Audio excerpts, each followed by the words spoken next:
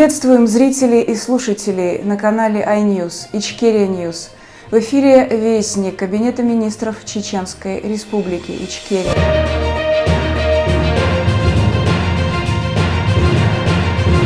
29 июля 2026 года в Варшаве состоялось мероприятие, организованное в рамках проекта «Как это сделать у нас?» Современное осмысление польских социальных протестов 1976 года в мигрантской среде. На это мероприятие, посвященное памяти о важнейших событиях в истории Польши и осмыслению их значения в современном мире, был приглашен заместитель представителя Чеченской Республики Ичкерия в Польше Ислам Белокиев. Выражаем искреннюю благодарность Фундация Инна Przestrzeń, Центром культуры Урсус ДК Портьерня и Музеум истории Полски за приглашение и возможность принять участие в этом исключительно важном и содержательном мероприятии. Как представители Чеченской Республики Ичкерия в Польше мы глубоко признательны за возможность прослушать лекцию господина Збигнева Буяка, одного из лидеров движения «Солидарность». Его жизненный путь, богатый опыт и многолетняя самоотверженность борьба за свободу, человеческое достоинство и гражданские права особенно близки нам и вызывают наше глубокое уважение. Возможность встретиться с человеком, обладающим столь богатым жизненным опытом, а также услышать его воспоминания и размышления, стала для нас большой честью и ценным уроком. Мы убеждены, что память о событиях 1976 года в Польше и опыт людей, противостоявших репрессивной системе, остаются важным источником вдохновения для всех народов, стремящихся к свободе и праву самостоятельно определять свое будущее. Слова благодарности мы адресуем всем организаторам мероприятия, а в особенности пану Витеку Хебановскому и пани Марте Софии Лацабидзе-Вернер за их преданность делу, профессионализм, доброжелательность и создание пространства для открытого диалога и обмена опытом. Благодарим за гостеприимство и возможность стать участниками этой важной встречи. Надеемся, что она станет началом новых совместных инициатив и встреч, способствующих укреплению взаимопонимания, сохранению исторической памяти и солидарности между нашими народами, сказано в обращении заместителя представителя Чеченской Республики Ичкерия в Польше Ислама Белокиева. Dzień dobry, panie Zbigniewie. Ja chciałbym pana podziękować za dzisiejszy wykład, za dzisiejsze warsztaty, za to, co pan opowiedział. Dla nas, niezwykle dla Czeczenów, jest bardzo ważne brać doświadczenia od takich ludzi jak pan, bo pan faktycznie jest legendą, na równo z panem Wałęsą czy tam innymi. Wspomniał pan już dzisiaj również naszego honorowego konsula Czeczeńskiej Republiki Ичкерии w Polsce, Adama Borowskiego.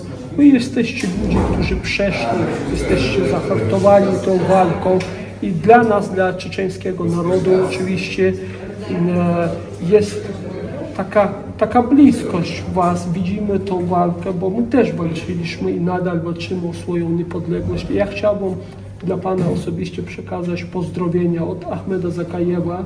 Ahmed Zakajew, głowa rządu Czeczeńskiej Republiki Ичкерия na uchodźstwie.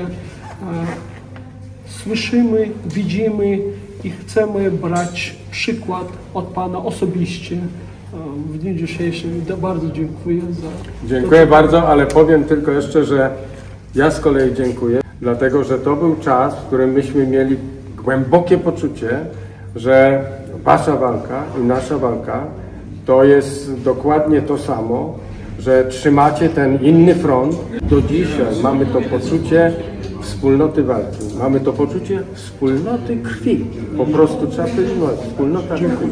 A ja mam do pana takie pytanie, czy jest pana zdaniem możliwość odrodzenia ruchu prometejskiego w Polsce dzisiaj? Czyli na rzecz wspomagania tych narodów ze wschodu, czy to nie tylko Ukrainy, którą dzisiaj polski naród wspomaga, ale również na przykład Kaukaz Północny, między innymi w walce o niepodległość.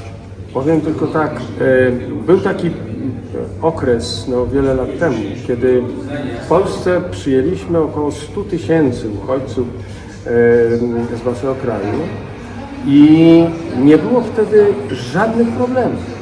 Nie było wtedy żadnych wątpliwości, że to trzeba zrobić. Więcej było to poczucie wspólnoty.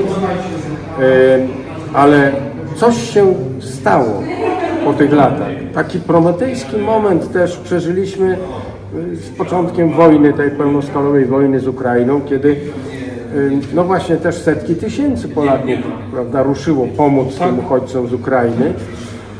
I wielu ludzi mówiło, jeżeli pytacie współcześnie, czym jest Solidarność, to trzeba pokazać te momenty, kiedy przyjęliście Czeczenów, kiedy przyjęliście Ukraińców, ale właśnie obserwujemy teraz jakąś zmianę. Bardzo się, że tak powiem, tego boimy. Próbujemy teraz my, weterani Solidarności, zebrać się ponownie i zastanowić, co robić. Co my jeszcze możemy powiedzieć, bo to już jest inny czas. Dzisiaj są inne media, dzisiaj jest inny sposób oddziaływania i nagle te kilka procent, może 10% Polaków, którzy oczywiście wiemy, oni zawsze byli tacy, że tak powiem, nacjonaliści, którzy byli przekonani o swojej wyższości nad wszystkimi innymi. Oni do tej pory siedzieli cicho, a teraz się zrobili bardzo głośni, bardzo głośni. Na razie to jest też tam no może 10%. Ale oni dzisiaj zdobyli właśnie jakąś taki posłuch w mediach. Bardzo się tego boimy. Także zobaczymy. No może jeszcze ci weterani, jeszcze żyjemy. Może jeszcze zdołamy tutaj ten trend odwrócić. Zobaczymy. Dziękuję panu bardzo. Dziękuję.